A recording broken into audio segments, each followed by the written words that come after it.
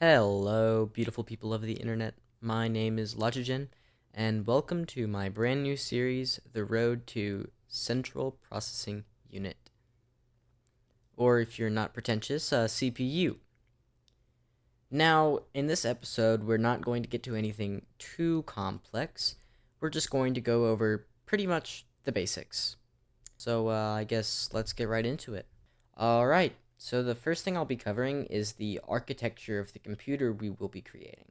Now, our computer is going to be very special because it's going to be an 8-bit computer with 6 registers, if I remember correctly. We're going to have some ROM.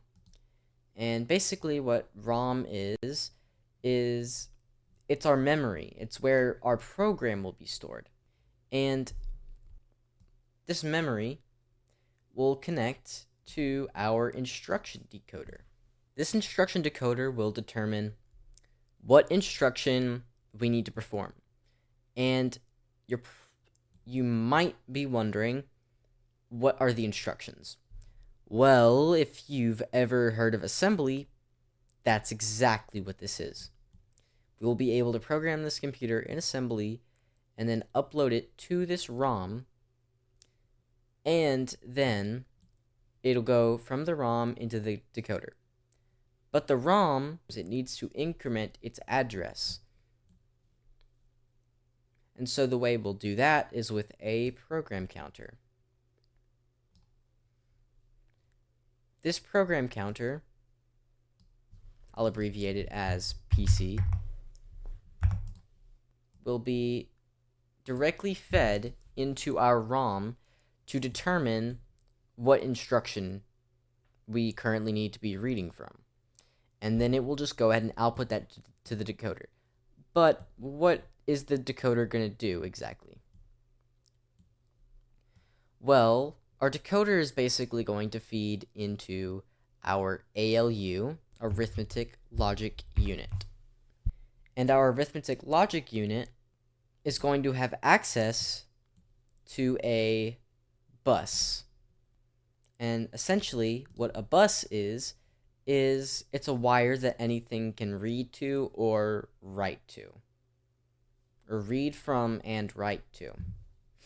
So, our ALU is going to go ahead and be plugged into that. And we're going to have about 6 registers. I'm going to represent our registers with these diamonds. And on top of those registers, we're also going to have an input and some kind of output. Our output will most likely be a display of some kind. And so we'll just assume that this is a display, basically. And we'll be able to display numbers on here. Now, one thing I'm going to do is I'm going to go ahead and denote this as an 8-bit bus because that is what it is. If you ever see a wire with a cross and a number above it, that means it's an abbreviation for 8 wires that are basically bundled together. Now, our bus is going to be wired up to this right here. And this is our display. It will only display a number for now.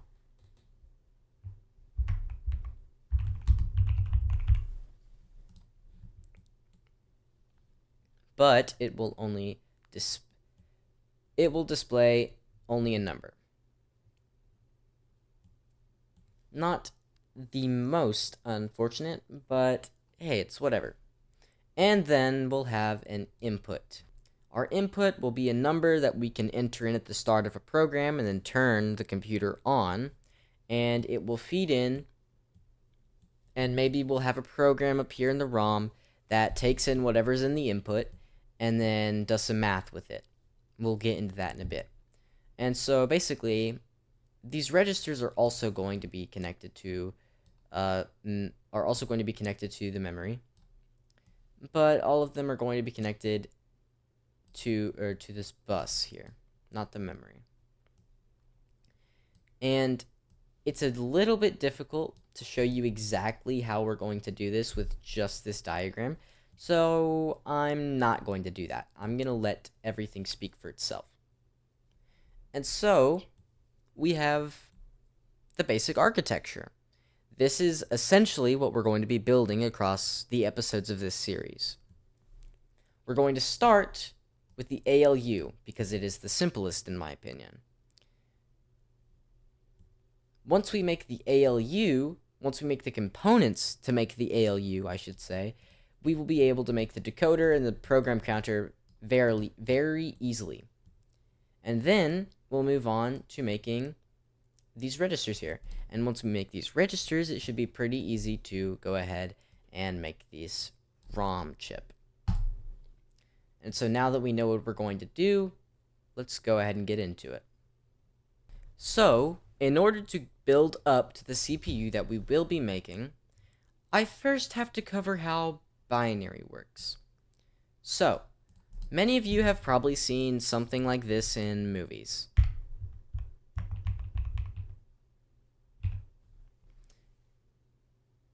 This is binary, believe it or not. But there's something very special about binary.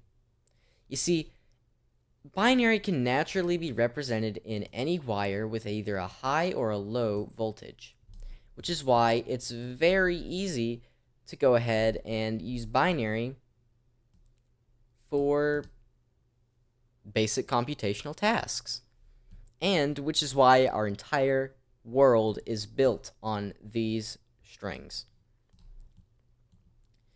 And, well, the way that binary works is very simple. You see, this looks like it's pretty complex, you know? Because we're all used to seeing it in movies as something that only hackers know what it is. But, truthfully, binary is very similar to decimal. And I'll show you this by converting this binary number into its decimal counterpart. In decimal, this number is 83. And well, this kind of seems like it came from nowhere. All that binary is a different way of counting. Decimal is the way that humans are used to counting in, because it's what we learn in elementary school, and it's what we use in our daily lives. But computers struggle to use these numbers directly. Because, well, if we were to encode 10 different signals into a wire, things would get pretty messy pretty fast. The main reason that computers use binary is because it can be naturally represented with a high and low voltage inside of a wire. If we were to even add one more voltage, we could very much shrink this number down, and we could use trinary, which is a different form of counting. But the thing is, the more voltages you add, the more noisy the signal gets. And if a signal is too noisy, then computational errors will become very common. And we can't have that. Which is why computer scientists and computer engineers all alike stick to the binary system. Now let's get into how I converted this number into this number. So to begin, every column in a binary number has a different amount. You see, in decimal, we're used to having our tens place, and then our hundreds place, and then our thousands place, all stacked like this. And so if we have a 1 in our tens place, a 2 in our hundredths place, and a 3 in our thousandths place, then... Sorry, I forgot the ones place. I'll take that one. And we have a 0 in the ones place, then this number can be read as 3,210. Very simple. But let's actually break this down a little bit. We call this the ones place because we're multiplying whatever is in this column by 1. So we can rewrite this as 0 times 1. And then the tens unit, we're just multiplying it by 10. It's the same as the ones place, but the tens place goes down and is multiplied by 10.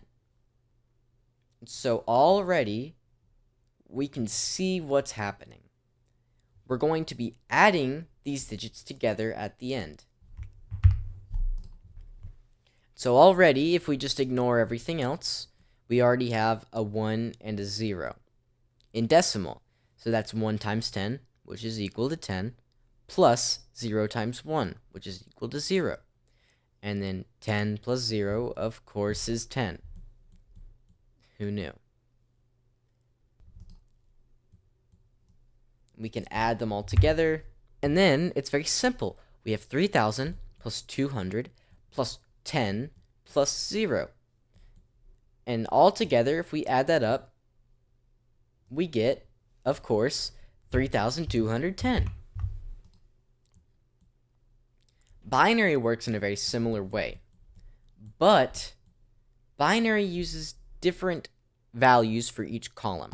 So instead of ones place, tens place, hundreds place, we have ones place, twos place, fours place, eights place. I think you can see where I'm going with this.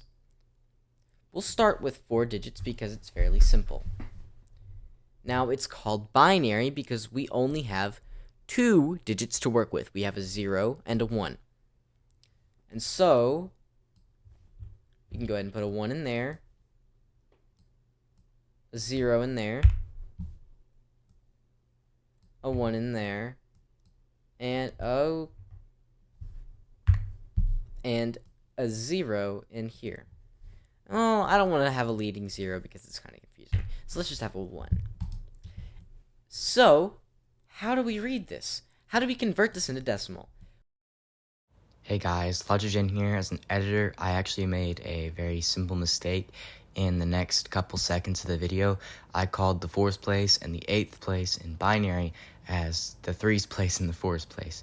So, yeah, if you hear me say that, don't get confused. Well, let's start from the 1's place, and then go to the 2's place, and then go to the 3's place, and then go to the 4's place. So, if we think about this, we're really doing the same exact thing. We're adding 1 times 1, plus 0 times 2, plus 1 times 4, plus 1 times 8. In binary, as we move to the left, the digits double in value. In decimal, as we move to the left, the digits increase tenfold because it's decimal. Dec, or DEC, ML, literally translates to 10 or something like that. Deci means 10 in Latin, I think. And bi, of course, means 2. So we already have the reason that binary uses 2 signals. And that is a very, very simple and oversimplified version of how binary works and how to convert it into decimal. Next thing I'm going to cover are logic gates. Let's start with the logic gate that's everyone's favorite, the NAND gate. You see, what makes the NAND gate special is that any other logic gate can be created just from itself. Let's see how the NAND gate works at a basic level. A NAND gate takes in 2 binary inputs and outputs 1 binary input. The NAND gate outputs a 1 unless both of its inputs are 1, in which case it will output a 0. As you can see, it's still 1, it's still 1, and it flips to 0 once both of the inputs are 1. Now, how can we make anything with this? Well, we can easily make other logic gates with just the NAND gate. This is one configuration for NAND gates and how they can be used to make something that's more useful to us. Now, as you can see, we have a 0 and a 0, which means that this NAND gate is outputting a 1. But this 1 is being fed into both of the inputs of this NAND gate, which means that it should output a 0. Now, what we have here can be abstracted into something called an AND gate. So, let's represent that. This is a simpler way of representing an AND gate. Now remember, we can always go back and represent this AND gate with 2 NAND gates. But usually it's a lot easier to just represent it as 1 AND gate. Now, what else can we do with this NAND gate? Well, earlier, I'm not sure if you remembered,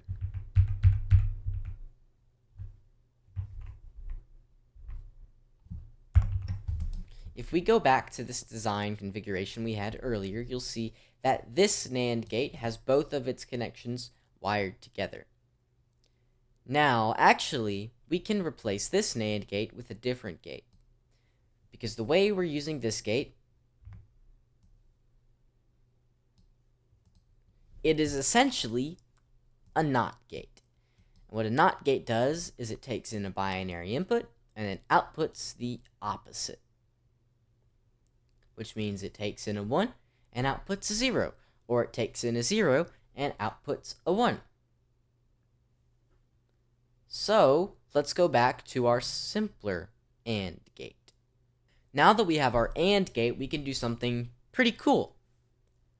Just like how we put a NOT gate on the end of our NAND gate to make it into an AND gate, we can take NOTs, and something pretty cool happens whenever we put 2 NOT gates as the inputs to our AND gate. This is no longer an AND gate. This is now a NOR gate. And the output for this NOR gate is a 1.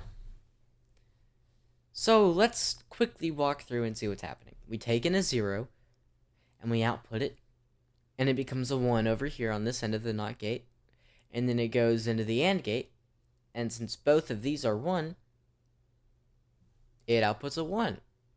Now, for example, if we were to change this to a 1, whoa, it flipped to 0. Why did that happen? Well, let's take a look now. So on this AND gate, this is a 1, it feeds in, and it goes in as a 1 over here. But this one is a 1 right here, so this is a 0. And then we bring this over, and we have a 0 and a 1 into our AND gate. So, of course, that's going to output a 0, because A and B are not both on. So we can go ahead and abstract this away into a simpler form. This is what the diagram for a normal NOR gate will look like. As you can see, it's a lot simpler and a lot cleaner, just like how the AND gate was to the NAND gate. But what's this little circle thing that we saw in front of the NAND gate too? Well, this is an inverter. If we get rid of this, then we'll see it has